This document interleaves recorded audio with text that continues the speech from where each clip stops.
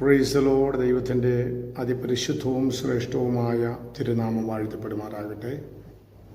ഇന്ന് രാത്രികാലം faith light media YouTube ചാനലിൽ കൂടി എന്നെ ശ്രദ്ധിക്കുന്ന എൻ്റെ സ്നേഹമുള്ള എല്ലാ പ്രിയപ്പെട്ടവരെയും ദൈവം ധാരാളമായി അനുഗ്രഹിക്കുമാറാകട്ടെ. ഈ ചെറിയ സന്ദേശം, തിരുവചനത്തിൽ നിന്നുള്ള ഈ ചെറിയ സന്ദേശം നിങ്ങളുടെ ജീവിതത്തിൽ വലിയ ആശ്വാസം പകരുമാറാകട്ടെ എന്ന് ഞാൻ പ്രാർത്ഥിക്കുന്നു. ഇന്ന് രാത്രികാലത്ത് ചിന്ത,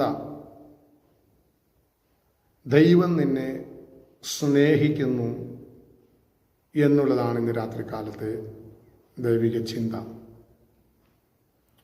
പലപ്പോഴും നമ്മൾ ചിന്തിക്കാറുണ്ട്, എന്നെ സ്നേഹിക്കാൻ ആരും ഇല്ലല്ലോ, എൻ്റെ മാതാപിതാക്കൾ എന്നെ സ്നേഹിക്കാൻ ഇല്ല, എൻ്റെ മക്കൾ എന്നെ സ്നേഹിക്കാൻ ഇല്ല, എൻ്റെ സഹോദരങ്ങൾ എന്നെ സ്നേഹിക്കാൻ ഇല്ല, എന്നെ ആരും സ്നേഹിക്കാനില്ല എന്ന് നാം ചിന്തിക്കുമ്പോൾ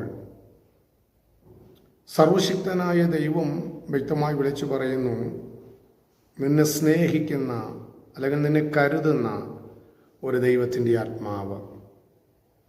പലപ്പോഴും ജീവിത സാഹചര്യങ്ങൾ നമ്മുടെ ജീവിതത്തിൽ വന്ന് ഭവിക്കുമ്പോൾ നമ്മൾ പറയാറുണ്ട്, എന്നെ സ്നേഹിക്കാനോ എന്നെ കരുതാനോ എന്നെ കാണാനോ എൻ്റെ മാതാപിതാക്കളോ എൻ്റെ സഹോദരങ്ങളോ എൻ്റെ ബന്ധുമിത്രാദികളോ ചാർച്ചക്കാരോ ഇല്ലാതെ പോയല്ലോ എന്ന് നമ്മൾ പറയാറുണ്ട്.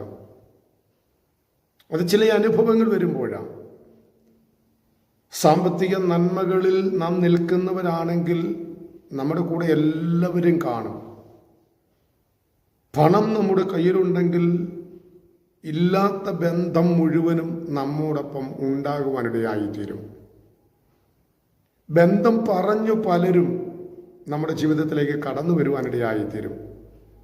നമ്മുടെ കയ്യിലൊരു നന്മയുണ്ടെങ്കിൽ, സമ്പാദ്യമുണ്ടെങ്കിൽ, എവിടെ നിന്നെല്ലാം ബന്ധങ്ങൾ വരണമോ നാം അറിയാത്തവർ പോലും നമ്മുടെ ബന്ധുക്കാരായി നമ്മുടെ ജീവിതത്തിൽ കടന്നു വരും. എന്നാൽ അതേ സ്ഥാനത്തേക്ക് നമ്മുടെ കരം ശൂന്യമാണ് എങ്കിൽ, നാം അമ്പെ പരാജയപ്പെട്ടു എങ്കിൽ, പല വിഷയങ്ങളാൽ പ്രതികൂലം അനുഭവിക്കുന്നു എങ്കിൽ നമുക്കൊരു ബന്ധവും കാണത്തില്ല. எனவே മാതാപിതാക്കൾ പോലും ഒരുപക്ഷെ നമ്മളെ കണ്ടില്ലെന്ന് നടിച്ചേക്കാം, സഹോദരങ്ങൾ നമ്മെ കൈയൊഴിഞ്ഞേക്കാം, മക്കൾ പോലും നമ്മെ പുറന്തള്ളിയേക്കാം. അന്ന് വരെ ബന്ധം പുലർത്തി വീട്ടിൽ കടന്നു വന്ന പലരും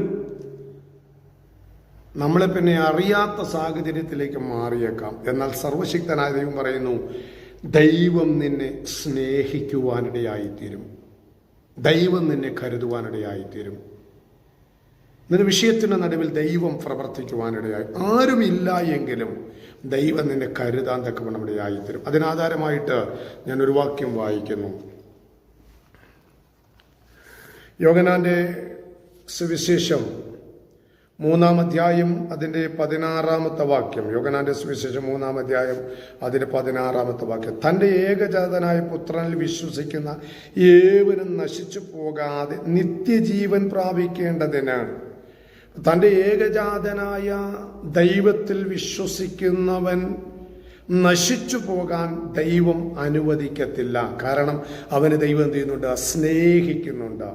ഒരുപക്ഷെ നമ്മളെ സ്നേഹിക്കാൻ സഭയിൽ ആരും കാണില്ല, ഭവനത്തിൽ ആരും കാണില്ല, സമൂഹത്തിൽ ആരും കാണില്ല. എന്നാൽ സർവശക്തനായ ദൈവം പറയുന്നു, നീ നശിച്ചു പോകാൻ അനുവദിക്കാതെ സർവശക്തനായ ദൈവം നമ്മെ സ്നേഹിക്കുവാൻ തക്കവണ്ണം ഇടയായിത്തീരും. തൻ്റെ ഏകജാതനായ പുത്രനിൽ വിശ്വസിക്കുന്ന ഏവനും. അപ്പോൾ ആരെയാണ് ദൈവം സ്നേഹിക്കുന്നത്? അവൻ കർത്താവിൽ വിശ്വസിക്കുന്നവനെ. ഏത് വിഷയത്തിൻ്റെ നടുവിലും കർത്താവിൽ വിശ്വസിക്കാൻ നീ തയ്യാറാകുന്നു എങ്കിൽ, ആരും നിന്നെ സ്നേഹിക്കാനില്ലെങ്കിലും ആരും നിന്നെ കരുതാനില്ലെങ്കിലും സർവശക്തനായ ദൈവം നിന്നെ സ്നേഹിക്കുവാൻ, നിന്നെ കരുതുവാൻ തക്കവണ്ണം ഇടയായിത്തീരും. ആമേൻ. വാക്ക് ഇങ്ങനെ പറയുന്നു, നശിച്ചു പോകാതെ നിത്യജീവൻ പ്രാപിക്കേണ്ടതിന് ദൈവം അവനെ നൽകുവാൻ തക്കവണ്ണം ലോകത്തെ സ്നേഹിച്ചു. ദൈവം തന്റെ പുത്രനെ ലോകത്തിൽ അയച്ചത് ലോകത്തെ വിധിപ്പാനല്ല, ലോകം അവനാൽ രക്ഷിക്കപ്പെടുവാനത്രേ. അപ്പോൾ ദൈവവചനം പറയുന്നത്, നീ നശിച്ചു പോകുവാൻ അനുവദിക്കാതെ സർവശക്തനായ ദൈവം നിന്നെ പരിപാലിക്കുവാൻ. പലരും പരാജയപ്പെടുത്താൻ നോക്കുമ്പോൾ, ആരും കൂടെ ഇല്ല എന്ന് ചിന്തിക്കുമ്പോൾ, സ്നേഹിക്കാൻ ആരുമില്ല എന്ന് നീ കരുതുമ്പോൾ, സർവശക്തനായ ദൈവം പറയുന്നു, നീ നശിച്ചു പോകുവാനോ നീ തകർന്നു പോകുവാനോ അനുവദിക്കാതെ ദൈവം നിന്നെ സ്നേഹിക്കുവാനിടയായിത്തീരും. റോമാലേഖനം 5:8 നാം വായിക്കുന്നു, നാം പാപികളായിരിക്കുമ്പോൾ തന്നെ ക്രിസ്തു നമുക്ക് വേണ്ടി മരിച്ചതിനാൽ ദൈവം നിന്റെ സ്നേഹം നമ്മോട് തെളിയിച്ചിരിക്കുന്നു. കർത്താവിൻ്റെ സ്നേഹം നമ്മോട് തെളിയിക്കുവാൻ തക്കവണ്ണം നമ്മുടെ ആയിത്തീർന്നു. ആരും ഇല്ല എന്ന് ചിന്തിക്കുന്ന മേഖലകളിൽ, ആരും ഉണ്ടാകില്ല എന്ന് പ്രതീക്ഷിക്കുന്ന മേഖലകളിൽ സർവശക്തനായ ദൈവം നിന്നെ സ്നേഹിക്കുവാനിടയായിത്തീരും.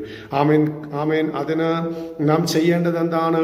പുത്രനിൽ നാം വിശ്വസിക്കുവാൻ, അല്ലെങ്കിൽ ദൈവത്തിൽ നാം വിശ്വസിക്കുവാൻ ഇടയായി തീരുമ്പോൾ, ആരും കൂടെ ഇല്ല എങ്കിലും ദൈവാത്മാവ് നമുക്ക് തുണ നിൽക്കുവാനിടയായി തീരും. ആ സർവശക്തനായ ദൈവത്തിന്റെ കരങ്ങളിൽ ഏൽപ്പിച്ചു കൊടുക്കാം.